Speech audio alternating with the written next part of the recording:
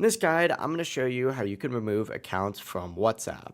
Before we do dive into this guide, make sure to like the video and subscribe to the channel with all notifications on. It really does help with the channel. Lets us know that you want more content like this. We'd greatly appreciate it. And if at any point throughout this guide you do have any questions, just ask them down in the comment section below and we can help you out further. I'm going to be doing my best to reply to every single comment down there. But begin by opening up WhatsApp, and what you're going to want to do is tap on the three dots in the top right corner if you're on an Android, or if you're on an iPhone, go ahead and just select settings. If you're on an Android though, after you tap those three dots, select settings. It's going to take you to the same page. Either way, just go to your settings. And if you do have multiple accounts, what you're going to want to do is select switch account to see them and select whatever account you would like to remove. And from here, go back to your main settings and then scroll down to the account tab right here. And then scroll all the way down to the very bottom, and what you're going to want to do is select remove account. If you do have only one account, it's going to say just delete account. If you have two accounts linked, go ahead and just select remove account and then confirm again by pressing remove. That is it. Your selected WhatsApp account is now going to be removed from your device.